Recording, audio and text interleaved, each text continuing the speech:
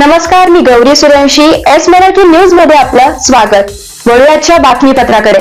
नाशिक जिल्ह्यासह संपूर्ण धुळे, जळगाव, नंदुरबार, नाशिक या जिल्ह्यांमध्ये श्रावण महिन्याच्या कानबाई मातेचे पूजन व विसर्जन केले जाते. आदल्या दिवशी कानुबाई मातेची आगमनाचे दिवशी भाजी भाकरचा नैवेद्य असतो.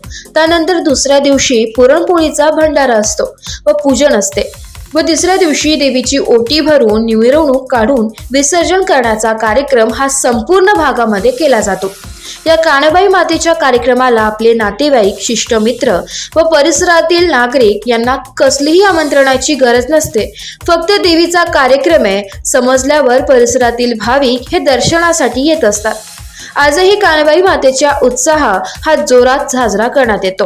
अशाच ताज्या घडामोडी जाणून घेण्यासाठी आमच्या एस मराठी न्यूजला लाईक करा, शेअर करा, सबस्क्राईब करा आणि पाहत रहा एस मराठी न्यूज.